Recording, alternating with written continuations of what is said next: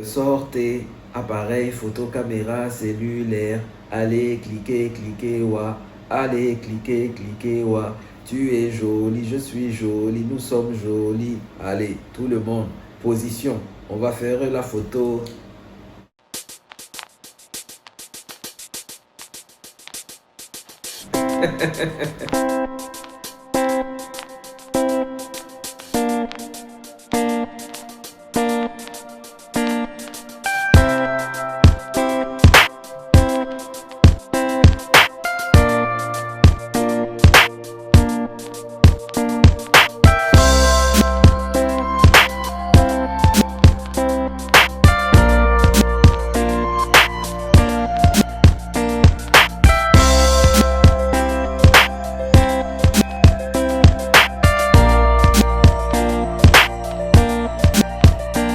Il faut savoir déjà que dans les années 2000, pendant que j'étais artiste, j'étais aussi, on va dire, dans le secteur de l'emploi.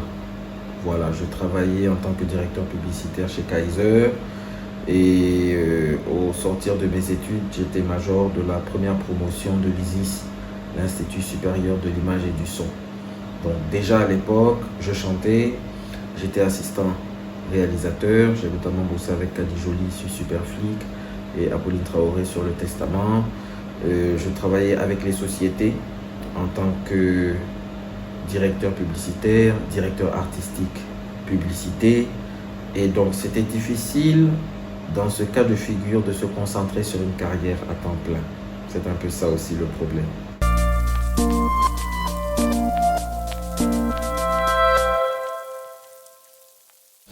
Alors aujourd'hui, mon agence, la Triway Company, est spécialisée dans le renforcement de capacités, de potentiel artistique, entrepreneurial.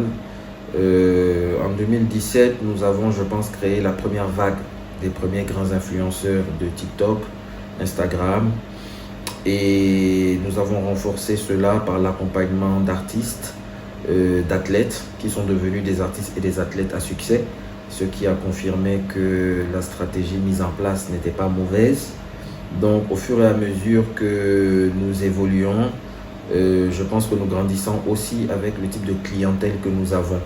Voilà, nous sommes toujours dans le même secteur, l'entrepreneuriat, l'art, le sport, voilà. Et aujourd'hui, accompagner des acteurs, des entrepreneurs, des musiciens, des athlètes, quand c'est bien fait, ça structure une carrière. Voilà, ça structure une carrière et plus précisément pour le domaine de l'art et du sport qui sont fragiles, avoir une équipe, c'est indispensable aujourd'hui pour pouvoir espérer avoir une carrière bien aboutie.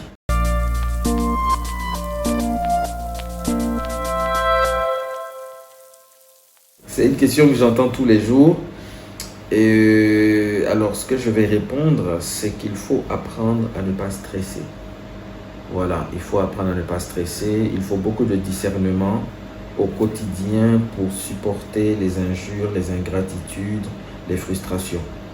Et pour ceux qui font bien leurs écoles et leurs études sur les réseaux sociaux, vous découvrirez que le stress représente une marge énorme de causes de décès aujourd'hui. Si quelqu'un aujourd'hui décède à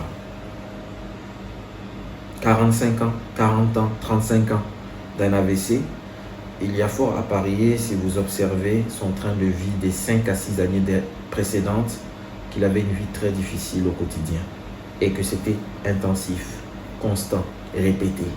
Et dans ce cas de figure, il faut apprendre à faire la part des choses. Je pense qu'il faut être très spirituel, il faut avoir une vie spirituelle équilibrée.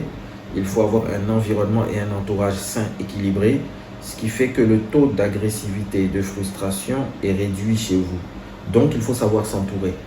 Voilà, ce n'est pas par magie que l'on évite de ressentir des frustrations. Le monde est fait de problèmes, il y a le bien, il y a le mal.